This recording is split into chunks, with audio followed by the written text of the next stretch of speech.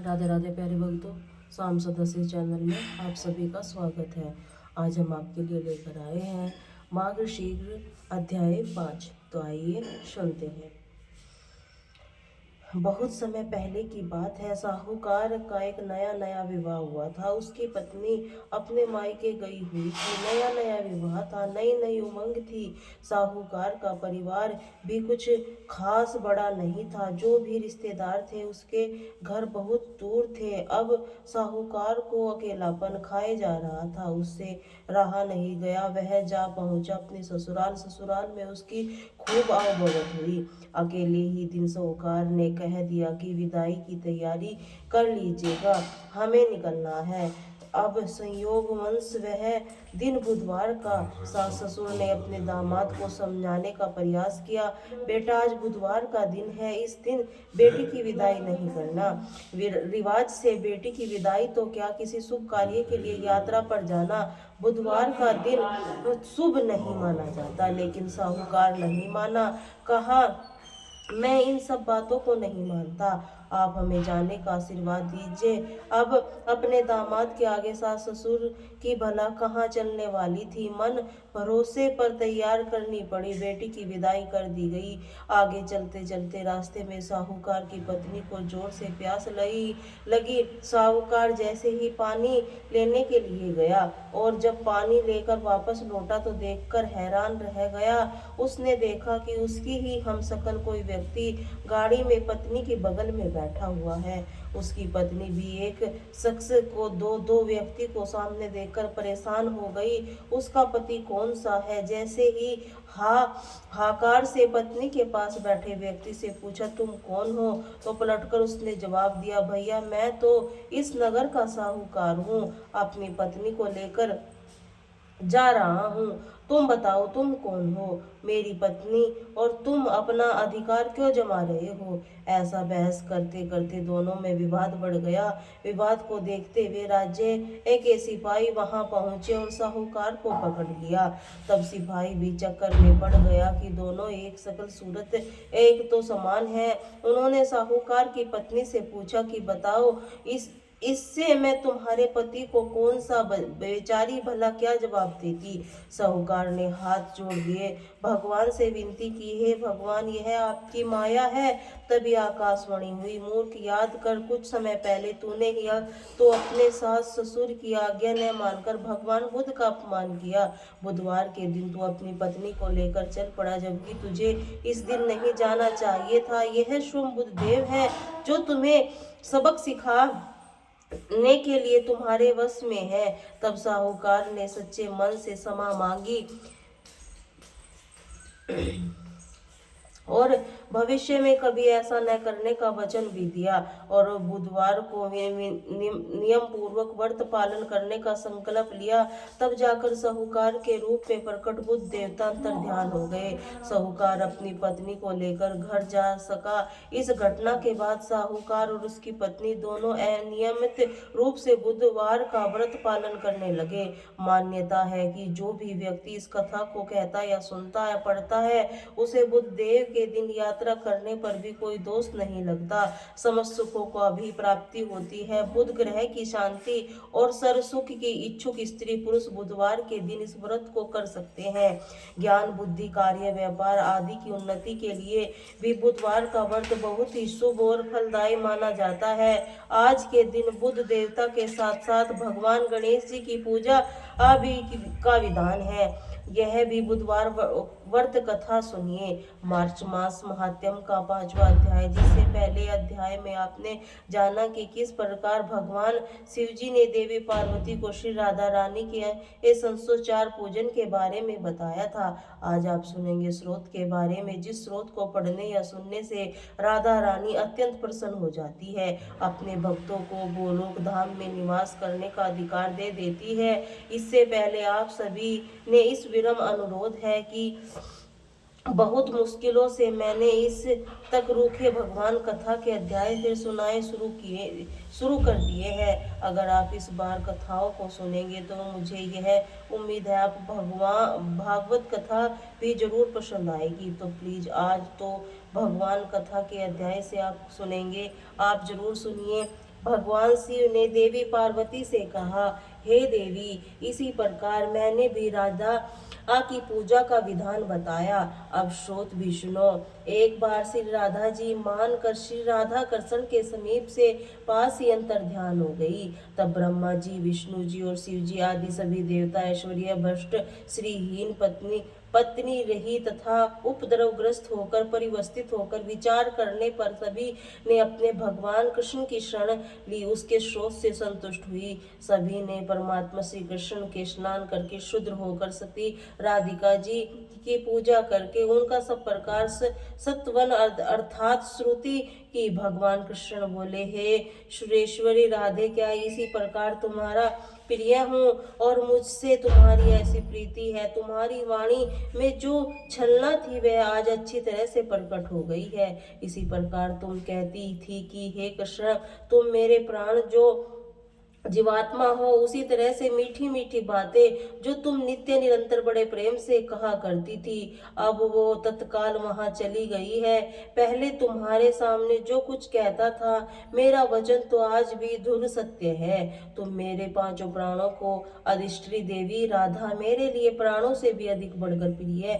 मेरी यह बातें जैसे पहले सत्य थी, उसी तरह आज भी मैं तुम्हारे अपने पास रखने में असमर्थ नहीं हो सका।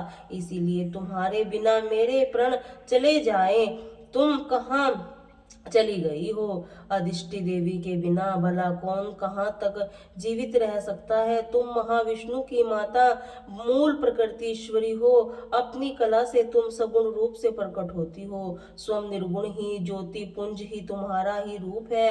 तुम वास्तव में निराकार तो हो राधे। भक्तों पर कृपा करने के लिए तुम रूप धारण करती हो। भक्तों को विभिन्न रुचि के कारण तरह तरह की मूर्तियां ग्रहण करती हो। वैकुंठ में महालक्ष्मी सरस्वती के रूप में तुम्हारा ही निवास है। पूर्ण क्षेत्र भारतवंश में सतपुरुष की जननी ही तुम ही हो। हे सती और पार्वती के रूप में तुम्हारा ही पराकट्य हुआ है। तुम पुण्य रूपा तुलसी और भुवन पावनी गंगा भी हो। ब्रह्मलोक से सावित्री के रूप से तुम ही रहती हो। तुम अपनी कला में वसुंधरा हुई हो। गोलोक में तुम ही समस्त गोलोक की अधीन श्री राधा हो। राधे, तुम्हारे बिना तो निर्जीव किसी भी कर्म को करने में समर्थ नहीं हूँ। तुम्हें शक्ति के रूप में पाकर ही शिव शक्तिमान है।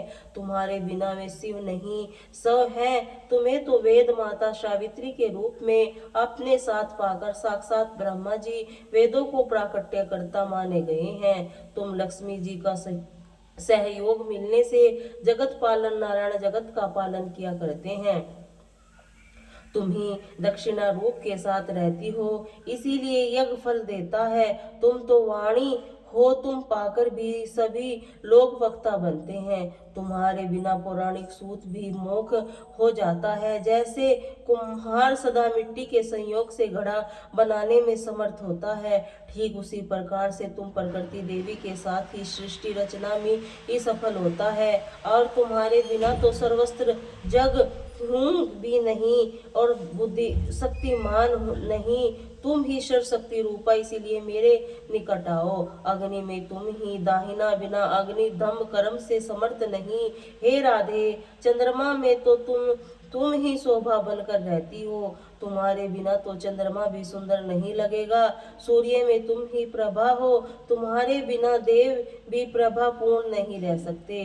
जो चमक नहीं उस सकते प्रिय तुम ही रति। तुम्हारे बिना कामदेव कामियों को प्राण वल्लभ भी नहीं हो सकते।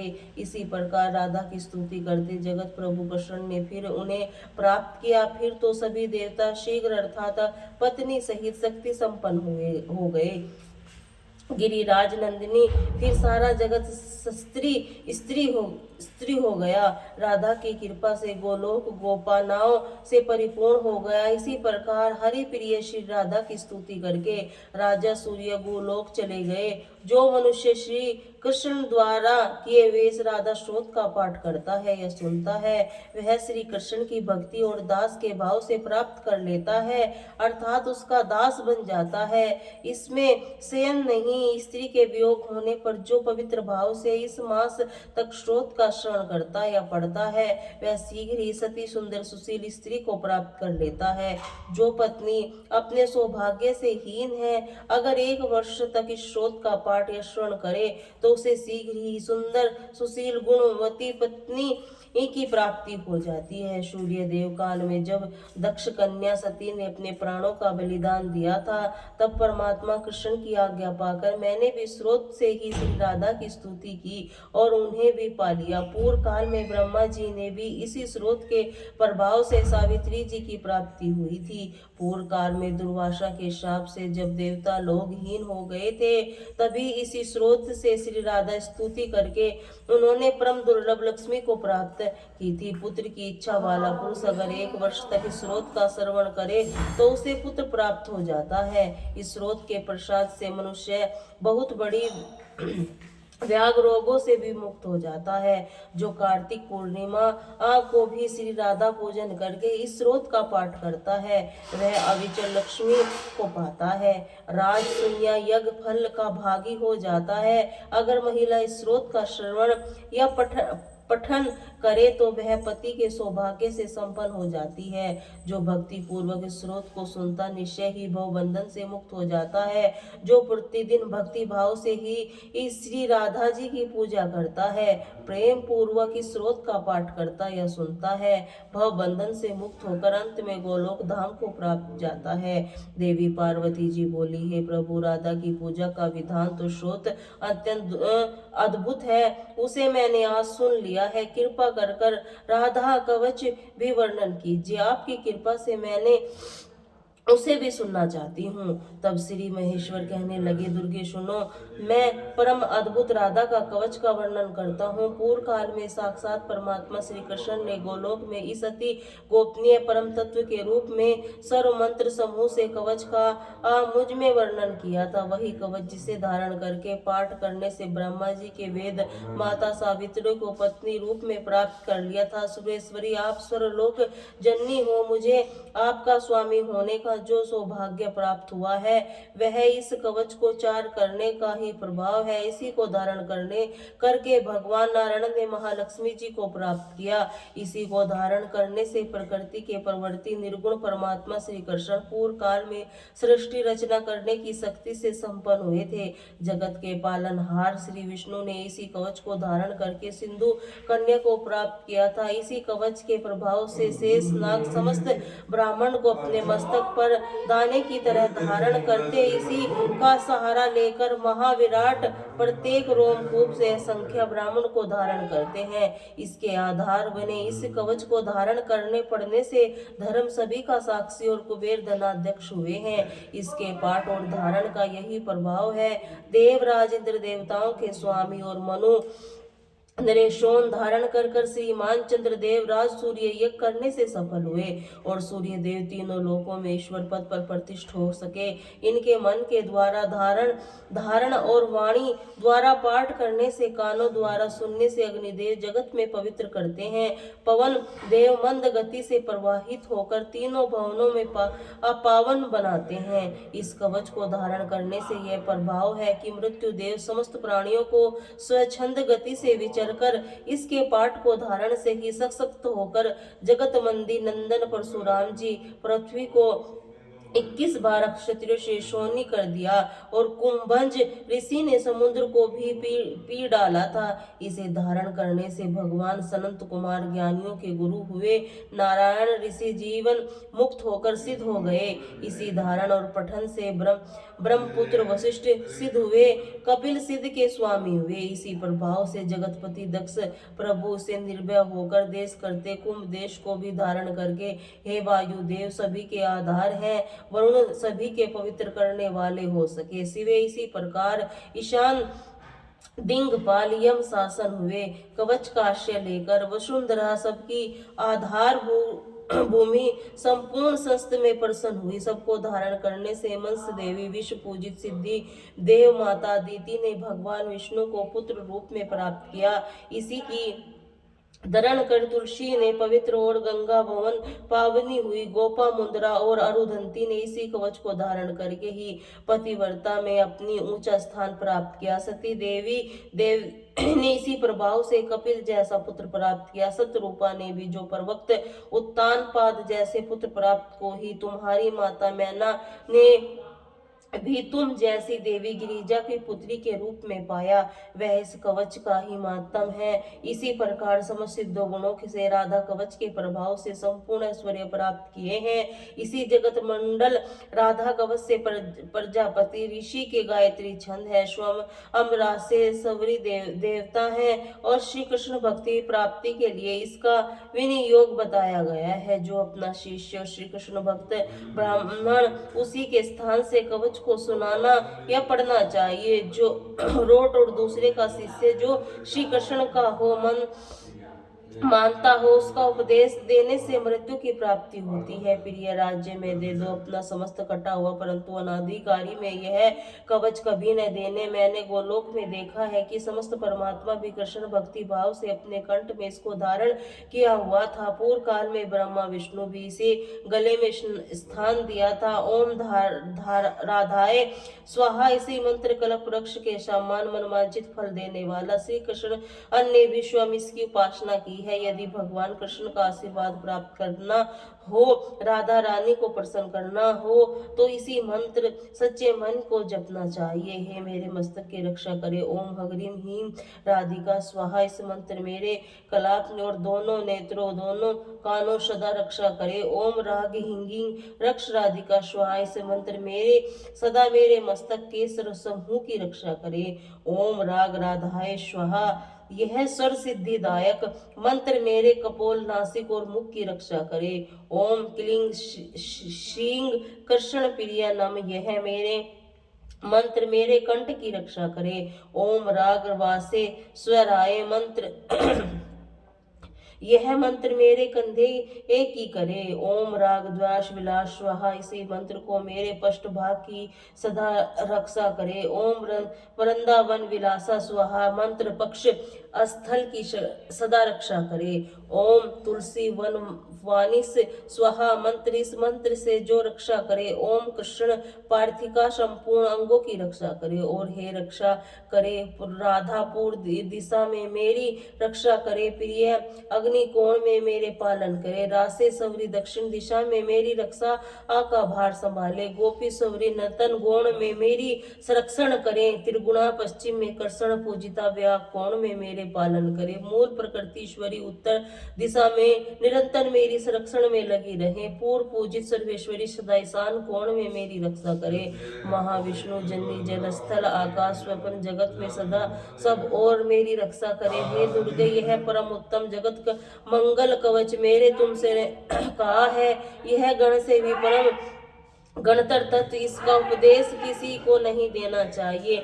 मैंने तो तुम्हारे स्नेह वश इसका वर्णन किया है। किसी भी अनिंदकारी के सामने इसका प्रवचन नहीं देना चाहिए। जो वस्त्र आभूषण और चंदन गुरु की विधिवत पूजा करके इसी कवच को कंठ या दाहिने भाव में धारण करता है वह भगवान विष्णु के समान तेजस्वी हो जाता है। 100 लाख जप करने पर भी कवच सिद्ध हो जाता है। किसी को यह कवच सिद्ध हो जाता है तो आग से नहीं जलता।